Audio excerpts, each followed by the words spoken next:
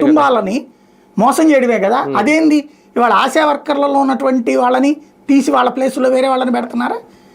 లేదా ఆ అంగన్వాడీలకు వీటికి సంబంధించినటువంటి ఆ కన్సల్టెంట్ లాగా ఉంటారు కదా ఒక టీము, వాళ్ళని తీసి పక్కన పెట్టి ఏడిపిస్తున్నారా? వాళ్ళ ప్లేసులో వేరే వాళ్ళని పెడుతున్నారా? అసలు అస్తవ్యస్తం చేస్తూ అది అద్భుతం అని చెప్తున్నారు. పచ్చి దగా చేసి దాన్ని గొప్పగా చెప్తున్నారు. మోసం చేసి గొప్ప విశేషం కింద చెప్తున్నారు దాన్ని.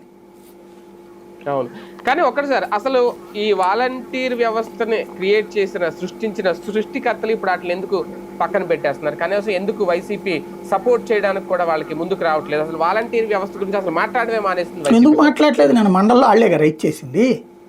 మండలంలో చర్చ ఆళ్లే రైట్ చేసి ప్రెస్ మీట్లు పెడుతున్నారు. ఇప్పుడు వాలంటీర్లు వేసుకుని ఒక ఉద్యమం చేయొచ్చు కావాలంటే వాళ్ళు మళ్ళీ మేము ప్రభుత్వం వస్తే చేస్తా ఉంటారు. వాళ్ళు చేసినంత మాత్రం వీళ్ళు ఏమైనా చేస్తారా? బేసిక్గా ఉద్యమం వాళ్లే చేసుకోవాలి. వీళ్ళు సంఘీభావం చెప్పాలి. సంఘీభావమే కదా చెప్తోంది. వీళ్ళు ఉద్యమం చేయాల్సిన అవసరం ఏముంది అందులో? నష్టపోయిన వాళ్ళు సిపిఐ కమ్యూనిస్ట్ పార్టీలైనా వాళ్ళకి అండగా ఉంటారు, రెడీ అవుతున్నారు. కానీ సిపిఐ కమ్యూనిస్టులు పెట్టేదే ఆ సంఘాలు, కమ్యూనిస్టులు పెట్టేదే ఆ సంఘాలు కదా.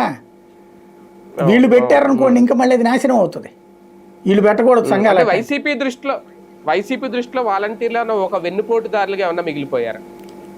అట్లాగే ఇప్పుడు కార్యకర్తకి ఫీలింగ్ ఉంది, వైసీపీ కార్యకర్త. నెక్స్ట్ ఇప్పుడు అసలు వాలంటీర్ని రాణిస్తారో లేదో డౌట్ నాకు. జగన్ వచ్చినా సరే చూడాలి. నెక్స్ట్ హామీలో అది ఉంటుందో లేదో అసలు చూడాలి. వాలంటీర్ వ్యవస్థ మేము మళ్ళీ కంటిన్యూ చేస్తాం. రైట్ చూద్దాం. మొత్తానికి